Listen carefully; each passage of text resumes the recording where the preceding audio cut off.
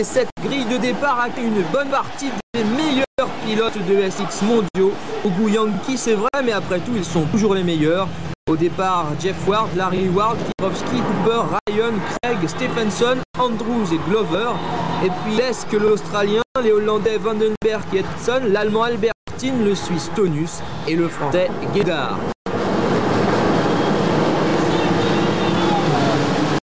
À suivre pour le meilleur départ, Jeff Lesk numéro 2, Greg Albertin le numéro 63 et le Français Yann Guédard numéro 44.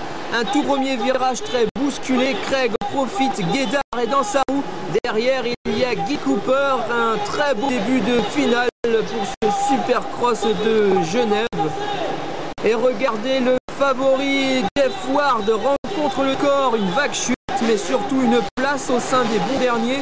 Ward, pourtant le grand favori, aura du mal à revenir, même pour un pilote aguerri et même sur une piste relativement large comme celle de Genève. Eh bien c'est carrément mission impossible. Ah, il a mal pris le départ, Ward, il s'est laissé enfermer. Alors que devant c'est toujours Mike Craig, Yann Guédard et Guy Cooper qui forment le premier triumvirat de la finale. Voilà dans les Whoops, une finale qui démarre avec un train d'enfer. Mike Craig, c'est un adepte du Flying Spirit. Plus il évolue dans les airs, plus il est heureux.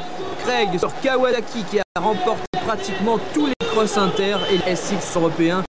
Une allure très élégante, Mike Craig qui se remet visiblement bien d'une récente blessure aux vertèbres. Une finale qui se joue sur 15 tours. C'est très long pour les pilotes. Une piste admirablement dessinée par l'américain Savitsky. 400 mètres de long, 45 de large, la plus grande d'Europe. Alors que Vandenberg a passé Cooper est toujours en tête, eh bien Craig et Guédard. Guédard va tenir.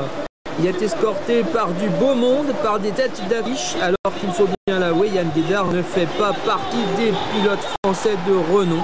À l'image par exemple de Jean-Michel Bell, le grand absent de Genève.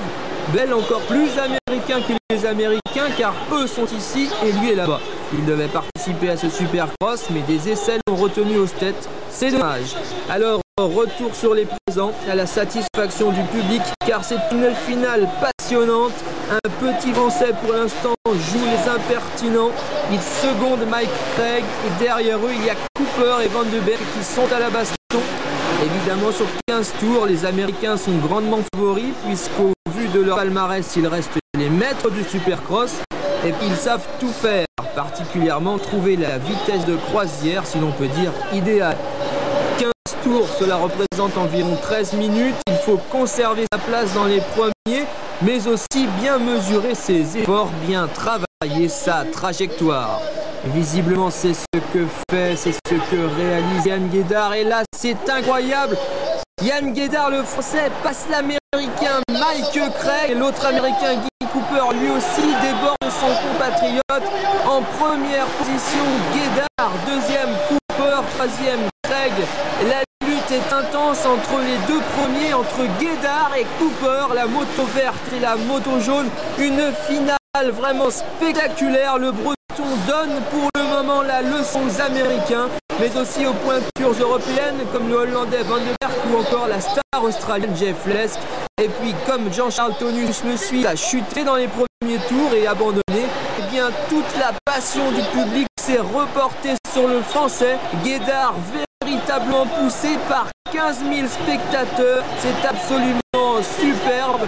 Et l'on se souvient que la saison dernière à Genève, il y avait 3 Américains sur les 3 marches du podium. Alors là évidemment Guédard, le français presque anonyme, qui donne cette petite leçon pour le moment aux Américains. Eh bien c'est vraiment inattendu et c'est formidable. Guédard, Cooper, Vandenberg qui a dépassé Craig. Yann Guédard qui passe le pont, qui prend une toute petite avance, un morceau de distance et Cooper à la baston, Cooper au coude à coude avec Yann Guédard, ce numéro 44 qui se retourne, Yann Guédard qui se retourne en plein saut pour surveiller son poursuivant Guy Cooper. Et Guy Cooper, ce n'est pas n'importe qui. Cooper, une des figures légendaires du Supercross, c'est le numéro 4 américain. Il vient tout juste de signer chez Suzuki.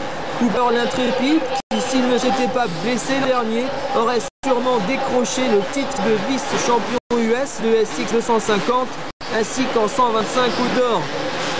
Voilà qui se trouve actuellement dans la roue du modeste français Guédard, ou plutôt qui se trouvait car Cooper a chuté hors caméra. Il disparaît momentanément. Alors derrière le français, c'est maintenant John Van den Berg qui prend le relais.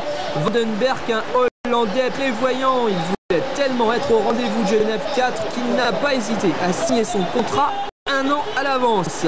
C'est dire combien il en veut. Van den Berg, c'est un double champion du monde, c'est le vainqueur du Supercross de Genève 87. Et bien pour l'instant, ce gros monsieur du Supercross se contente de surveiller la roue arrière de Yann Guédard, alors qu'ici Albertine a quelques problèmes. Voilà, deux Européens en tête de cette finale carrément impensable quand au départ on regardait la liste des qualifiés. Ce sont les Cowboys qui devraient ouvrir le convoi des pilotes. Et bien pour le moment, ce sont un Breton et un Batave, alors que le 19 Mike Craig se bat avec Jeff Ward qui, on s'en souvient, a chuté dans le premier tour. Jeff Ward qui devrait figurer devant Guédard, qui devrait figurer devant Van den Berg. Jeff Ward, l'américain grand favori, et bien Jeff Ward est bien loin de Guédard. Pour l'instant, Guédard qui reste résolument à la première place. Mais où sont les Américains? Où est Denis Stephenson? Où est Fred Andrews, Brock Glover, Ricky Ryan, Mike Kidrowski? Ils sont effacés par un Français, par un Hollandais, le Breton et le Batave qui passe actuellement le plateau, le 44 Yann Guédard qui était un